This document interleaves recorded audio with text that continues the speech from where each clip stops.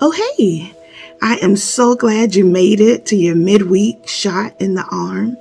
And today's shot is pace. You ready? Let's go. So pace, simply put, is a rate of movement. It is the speed at which something or someone moves. And y'all already know we're going straight to our instruction manual. Today, excuse my voice, I'm going to be reading from Mark chapter 5, all right, verses 21 through 29, and it's going to be from the English Standard Version. And when Jesus had crossed again in the boat to the other side, a great crowd gathered about him, and he was beside the sea. Then came one of the rulers of the synagogue, Jairus by name, and seeing him, he fell at his feet and implored him earnestly, saying, "My little daughter is at the point of death. Come and lay your hands on her, so that she may be made well and live." And he went with him, and a great crowd followed him and thronged about him. Verse 25, and there was a woman who had had a discharge of blood for 12 years, and who had suffered much under many physicians, and had spent all that she had, and was no better, but worse. She had heard the reports about Jesus, and came up behind him in the crowd and touched his garments. For she said, "If I touch even his garments, I will be made well." Last verse. And immediately the flow of blood dried up, and she felt in her body that she was healed of her disease. Y'all, this chapter is so meaty. All right. And I'm just giving you a shot in the arm. So I only read 9 verses, but there are 43 verses. I encourage you to go back and read that chapter in its entirety. All right. Now let's go. So Jairus is heightened, right? He is in shambles. He's saying to Jesus, "Hey, my daughter is at the point of death. I need you to come and lay hands on her." But Jairus' emergency did not constitute an emergency on Jesus' end. So verse 24 says, "And he went with him, and a great crowd followed him and thronged about him." So even though Jairus came running and fell at his feet and was saying, "Hey, I need you to come and heal my daughter," Jesus kept walking at his pace. And there was a crowd with him. So we know he wasn't running, right? Jesus didn't say, "You know what? Bring me a horse. I must go quickly." No, Jesus moved at his pace. These verses tell us all about Jesus's pace. Regardless of what was going on at the synagogue or anywhere else, Jesus did not alter his pace based on circumstances.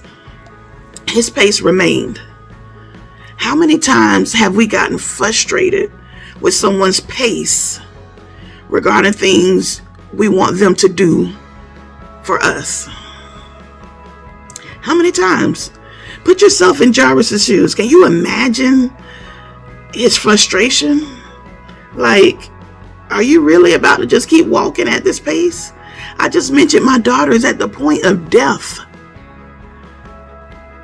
And you don't feel the need to pick up any speed? You don't feel the need to move a little bit faster on my behalf?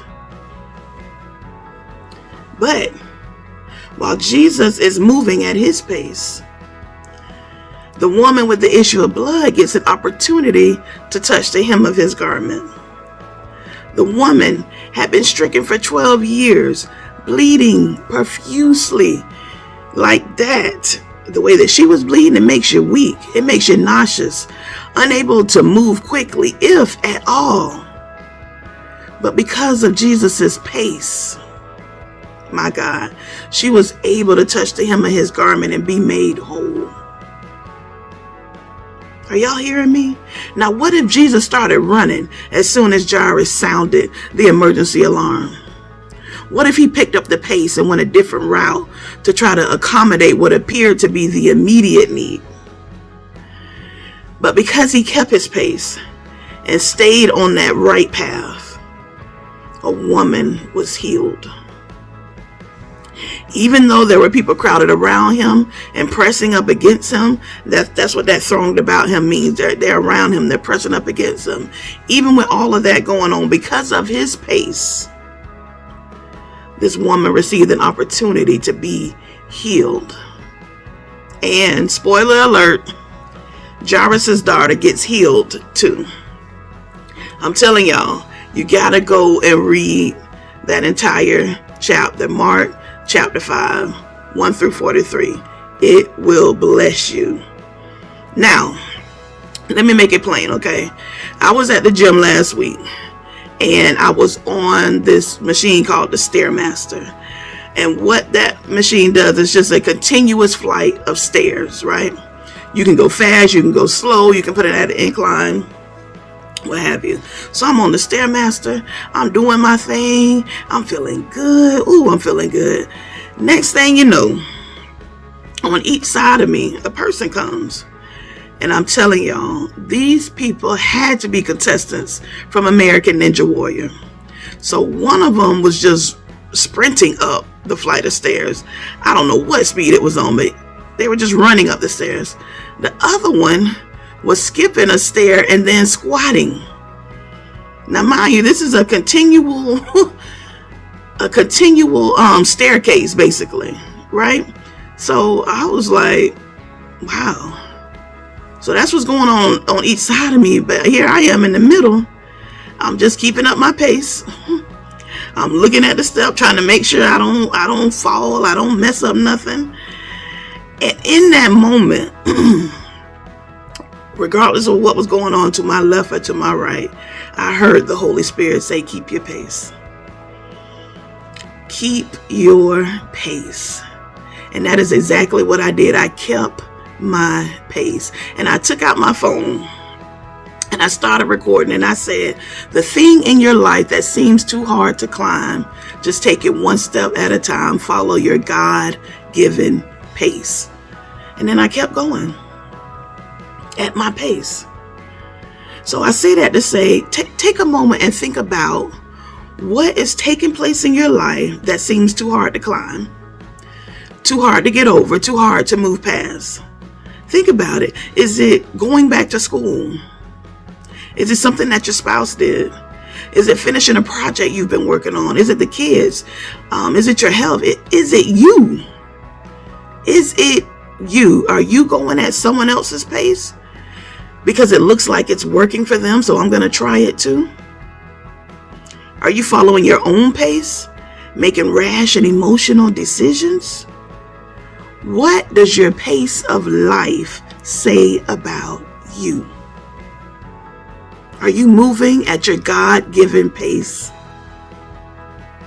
Are you moving so quickly that you bypass your issues? Are you running past your insecurities, dashing past unforgiveness? Listen, there is purpose attached to your pace. There is purpose attached to your pace. Look at Mark 5.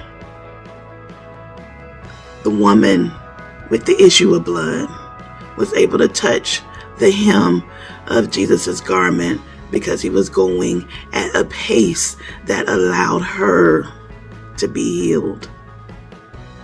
There was purpose attached to his pace. So ask the Father to help you set your pace that it may complement, not compete, with his purpose for your life. Selah. Now remember, this shot is for you.